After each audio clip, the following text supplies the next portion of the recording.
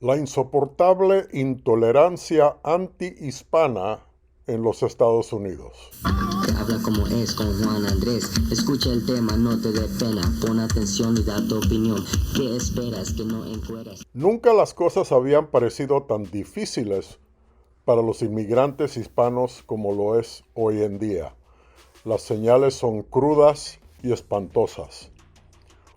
Un padre ahogado, acunando a una hija muerta, una madre solitaria defendiéndose de un agente armado de la patrulla fronteriza con un niño aterrorizado a su lado, una diatriba que intimida a los blancos para purgar el país de una oleada creciente de personas café como tú y yo. Bienvenidos al programa Radio Labio Diario con tu servidor Juan Andrés. Radio Labio Diario es el programa donde comparto notas interesantes que posiblemente no has tenido tiempo de enterarte. Me da gusto estar contigo. Un Walmart en El Paso, con muertos por todos lados, caravanas de esperanzados dispuestos a sufrir humillaciones, dividir a sus familias, encogerse con miedo en jaulas, arriesgar la vida misma por un sueño lejano. Y por encima de todo, un expresidente que encoge sus hombros como diciendo ni modos, cuando dentro de la multitud gritan, dispárales, dispárales, mátalos. ¿Y qué les dice a los hispanos con raíces profundas en este país que regresen a los pozos de aguas negros de donde originaron? Palabras del expresidente. El terreno parece haber cambiado en esta tierra de masas apiñadas. En realidad no se trata de resentimientos recientes, y de eso se trata el programa. La historia de esta intolerancia antihispana. Durante siglos los europeos de los Estados Unidos se han alimentado de la ignorancia, el racismo y una obstinada falta de voluntad para comprender a una población cuyos antepasados estaban aquí por millones, mucho antes de que el primer peregrino inglés pusiera un pie en las Américas.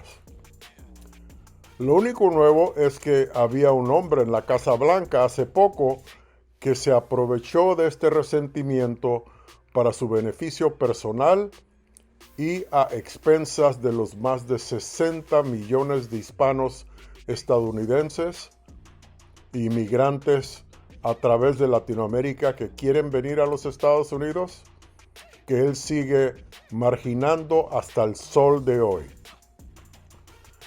La intolerancia contra los hispanos ha sido una constante estadounidense desde los fundadores de este país, por si acaso no lo sabías, y aquí te voy a compartir todos esos datos para que veas que no es nada nuevo, nada más que este expresidente despertó todo eso.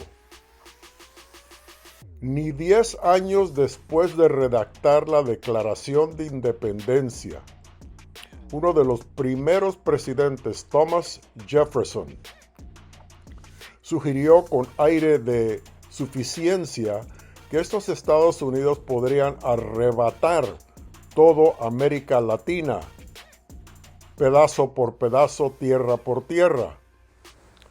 John Adams, otro presidente, sostenía que una revolución en Sudamérica sería muy agradable, pero quería poco que ver con nosotros, porque decía un pueblo más ignorante, más intolerante, más supersticioso, más implícitamente crédulo en la santidad de la realeza, más ciegamente dedicados a sus sacerdotes que cualquier pueblo en Europa, incluso en España mismo.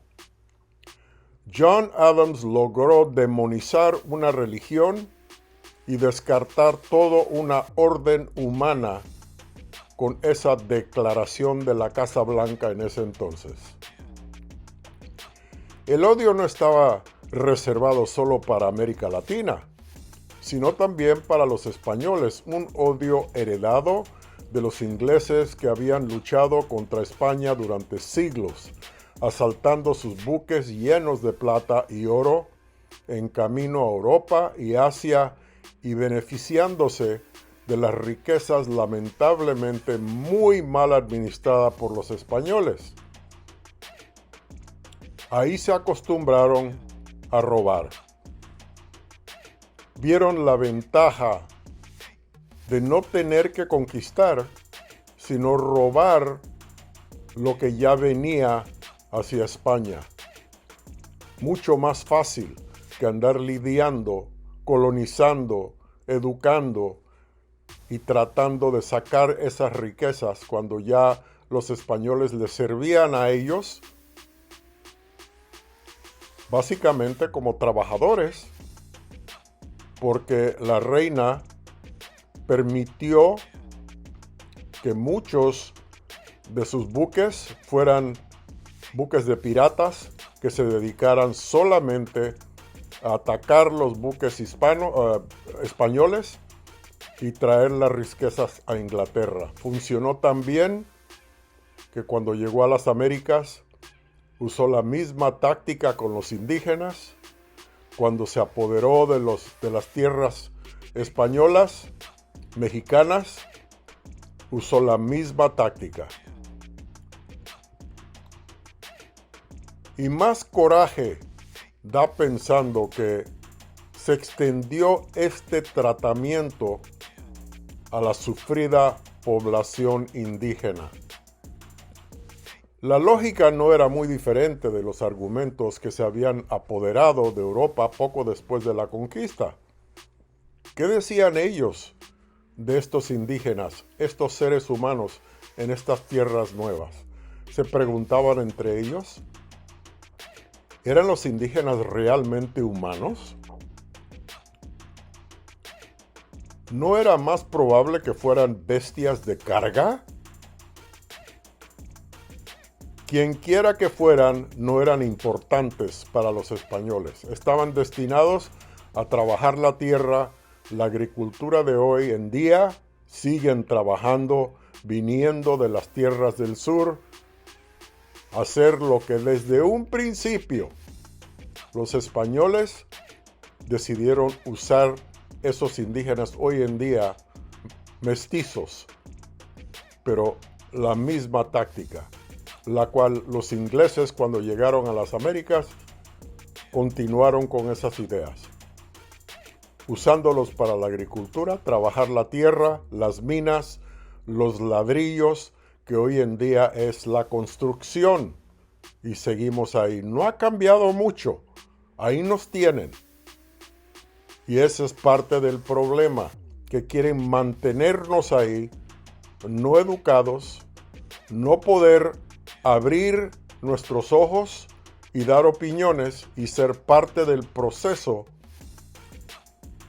de los Estados Unidos. Y también, claro, usar sus mujeres para tener hijos, para que creciera la población europea en las Américas. E instituyeron leyes que acordaron con estas creencias. Desde un principio, muchas de las leyes que existen hoy en día a través de Latinoamérica y especialmente en los Estados Unidos fueron instituidas para mantener esta población marginada y usar sus mujeres para crecer la población a ese punto educada, pensando como ellos, los europeos, y siendo parte de una nueva cultura aquí en las Américas. A mediados del siglo XIX, cuando Estados Unidos irrumpió más allá de sus fronteras y empujó su dominio hacia las tierras previamente mexicanas, que ahora son Texas, Arizona, Nuevo México, Colorado, Utah, Nevada y California, esa población indígena se había convertido en una mestiza, siendo gente de raza mixta. Aún así, el rencor continuó. Los presidentes después de Adams, John Tyler y James Polk, tomaron territorio tras territorio en una febril campaña para expandir el destino manifiesto de Estados Unidos. Así le decían, es nuestro destino manifiesto. En otras palabras, para difundir las virtudes de la superioridad europea americana. Siguió un gran proyecto de expansión hasta las tierras del Río Grande. El Tratado de Guadalupe Hidalgo en 1848 marcó el final de la guerra entre México y Estados Unidos, pero entregó 55% del territorio de México a Estados Unidos. En otras palabras, más tierras de lo que existe en México hoy en día, porque fue más de la mitad, el 55% se le entregó a los Estados Unidos. Pero esa victoria llegó con rehenes. El pueblo mexicoamericano, esa población rencorosa, no fue fácil de exterminar, ni por guerra, ni por veredicto. Había demasiado para ser arrastrados por los senderos de lágrimas o consignados a un exilio lejano, y en hecho eran útiles, aunque eran molestias para estos europeos. No podrían tratarlos como trataron a los indígenas, a la cual le robaron sus tierras, porque eran muchos y tenían que tomar precaución. Conocían el terreno estos nuevos americanos. Trabajaban la tierra y podían ponerse a trabajar para sus mandamases, los blancos europeos. Y hasta el sol de hoy seguimos.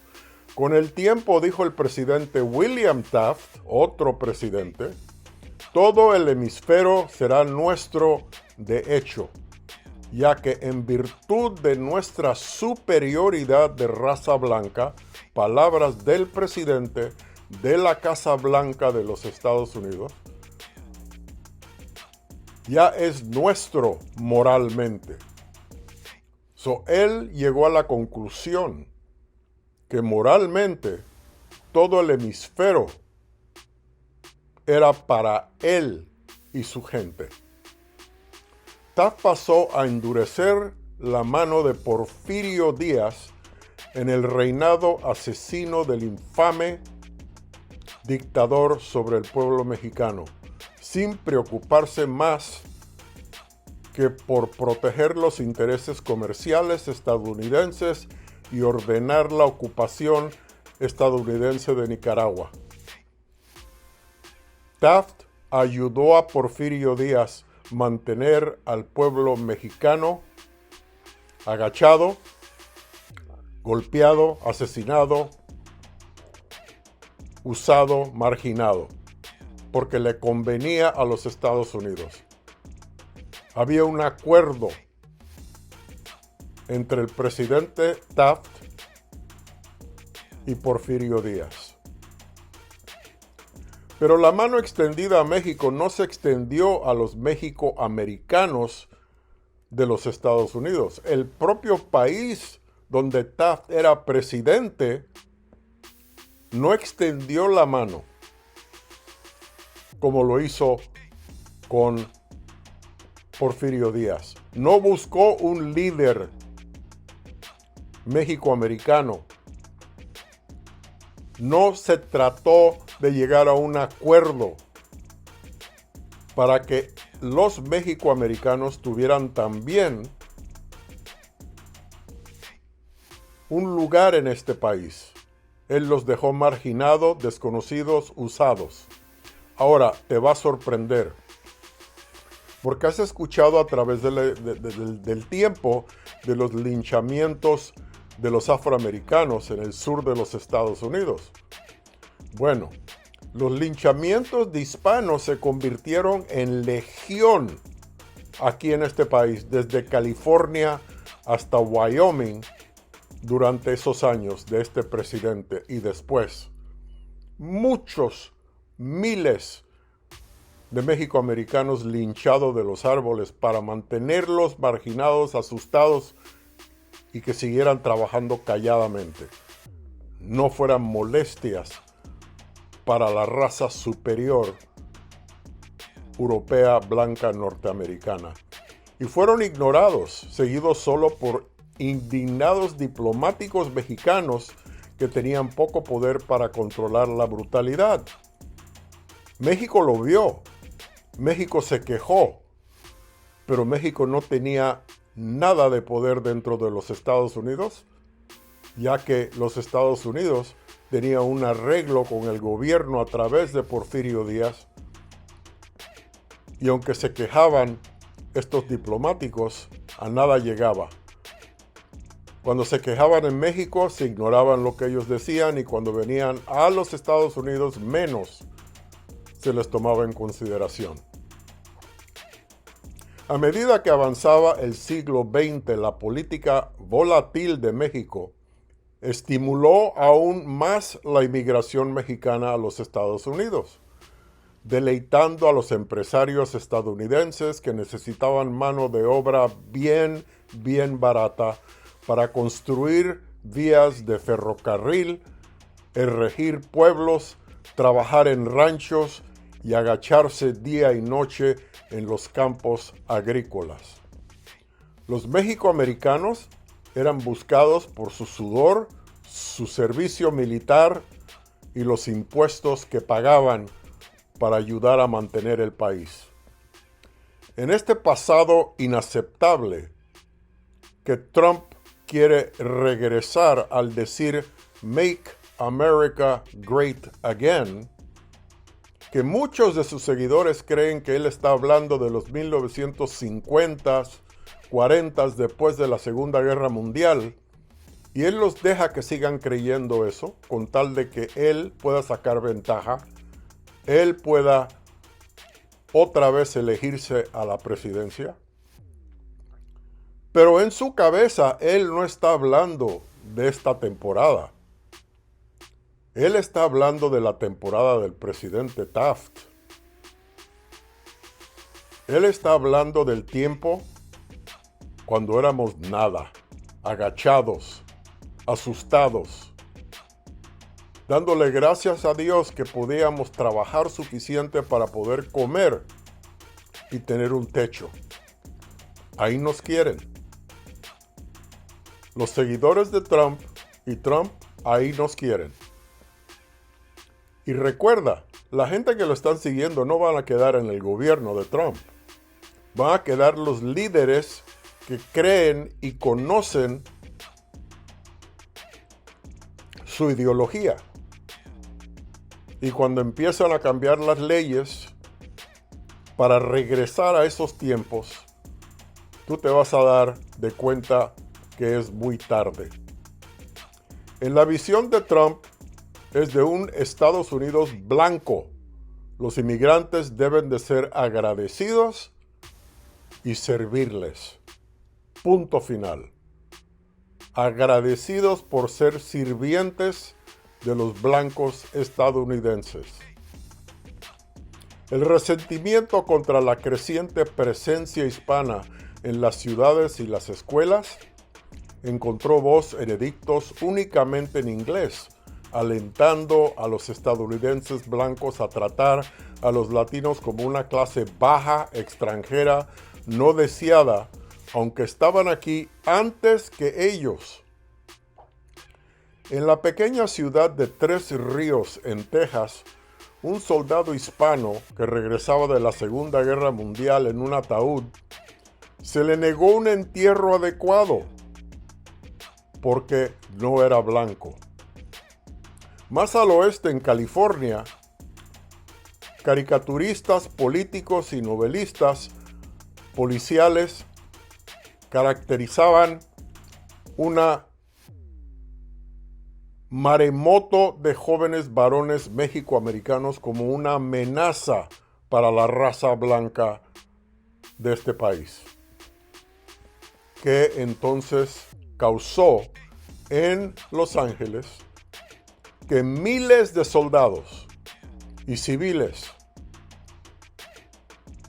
se abalanzaron sobre los jóvenes hispanos en 1943 en un virulento ataque conocido como los disturbios de Zoot Suit, refiriéndose a cómo vestían estos jóvenes en ese entonces.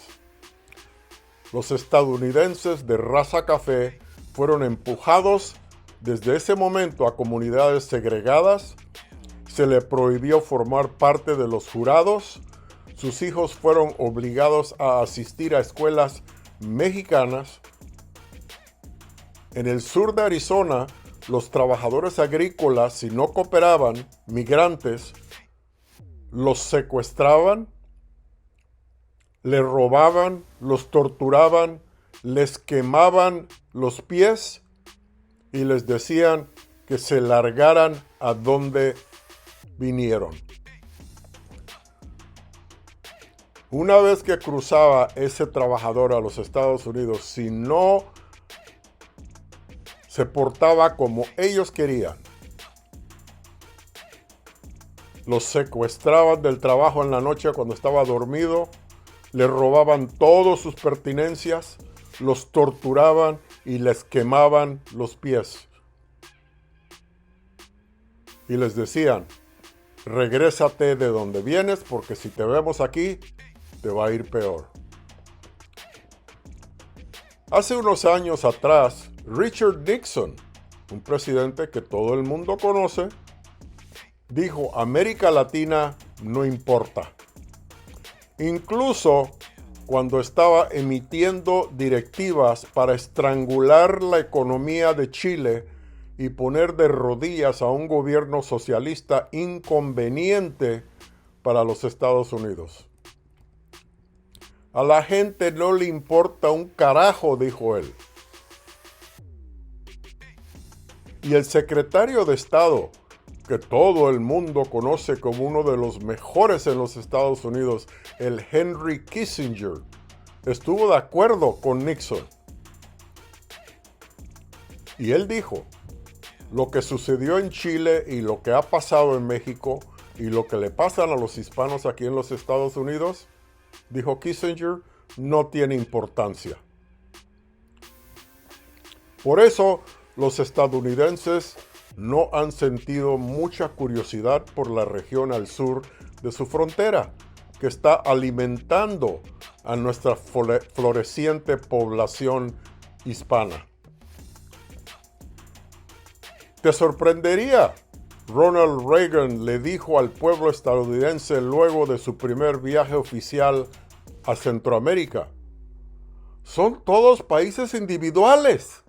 Imagínate la ignorancia, el nivel de la ignorancia de un presidente anglosajón blanco.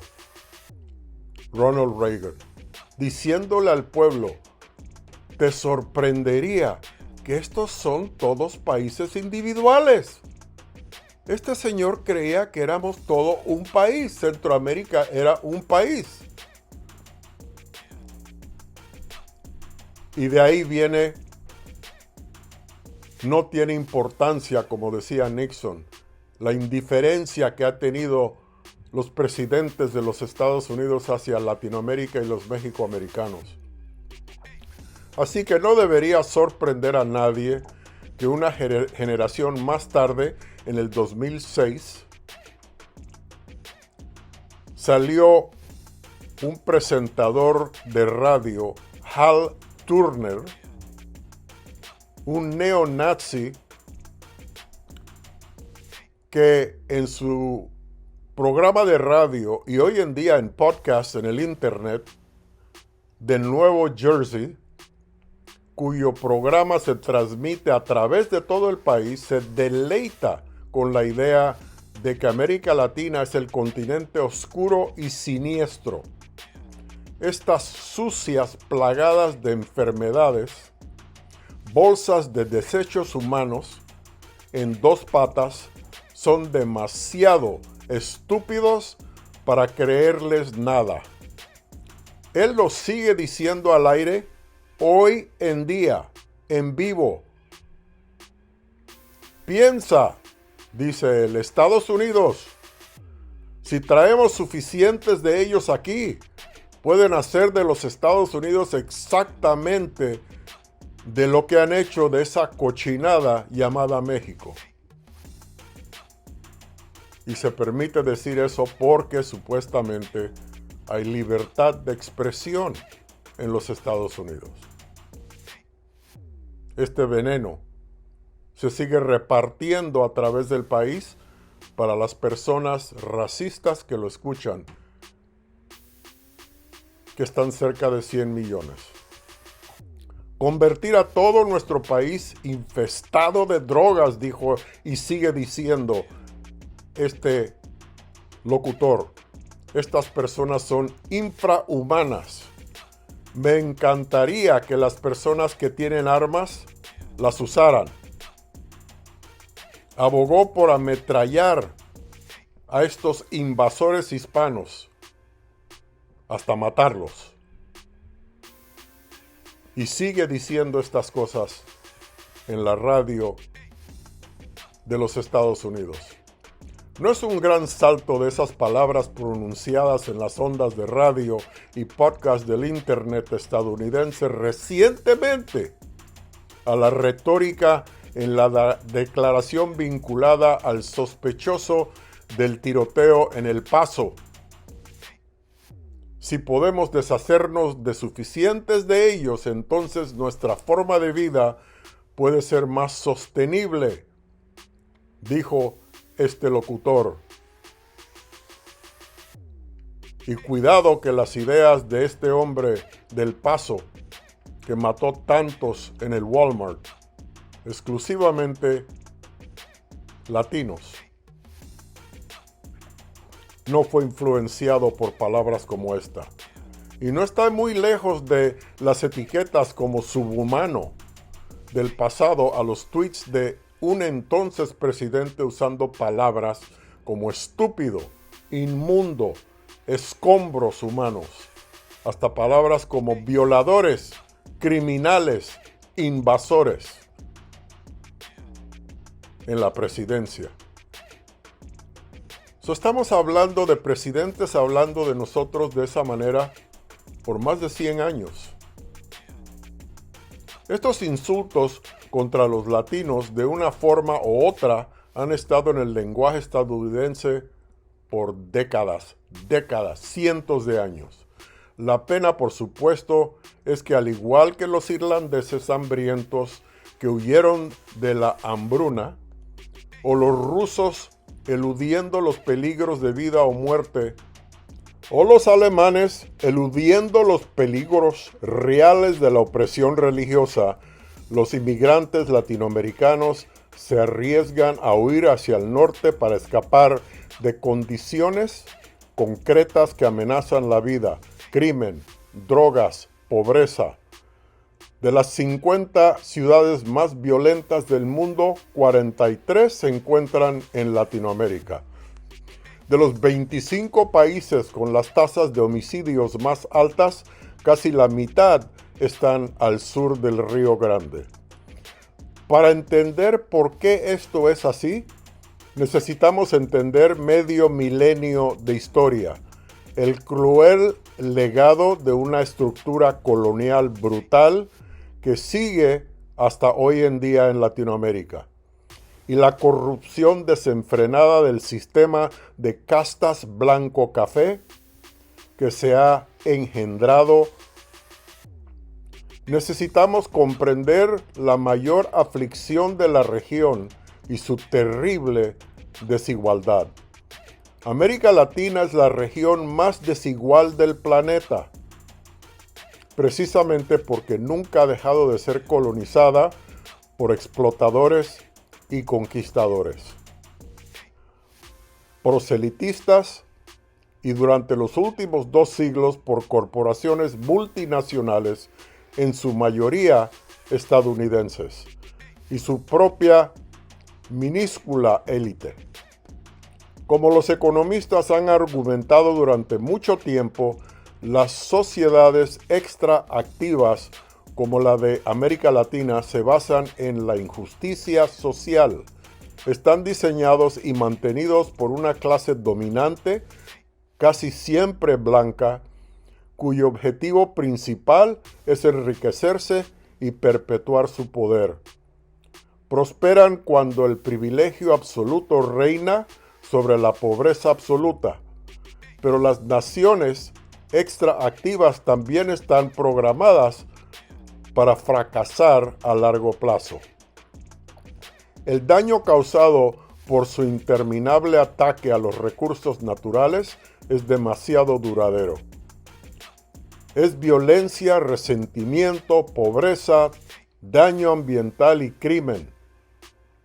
El miedo de esto es el motor que impulsa a los indocumentados latinoamericanos hacia el norte, donde los van a maltratar, pero posiblemente pueden tener un poquito más de dignidad.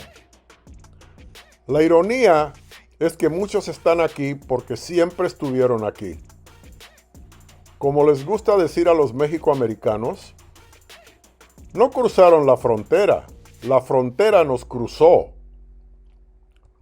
O están aquí porque el atractivo de emular a los hispanoamericanos que están viviendo una vida mejor es irresistible para estos indocumentados. Nunca antes una ola de inmigrantes se había unido a una minoría tan grande. Los latinos en los Estados Unidos pronto suman 60 millones.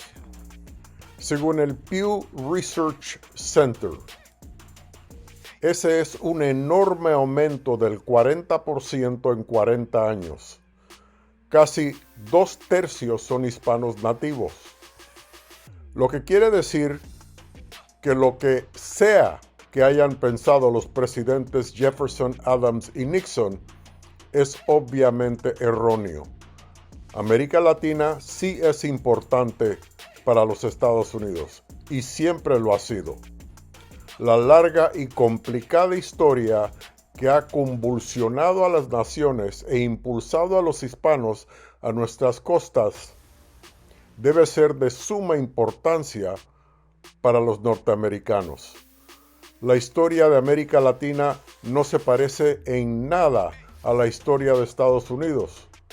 Sus colonias fueron explotadas, sus revoluciones más extremas. Es una región como ninguna otra en el planeta.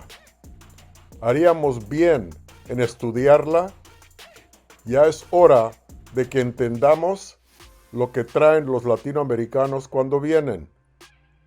Y ya es hora de que entendamos el racismo profundo, arraigado, que usamos contra ellos en este país.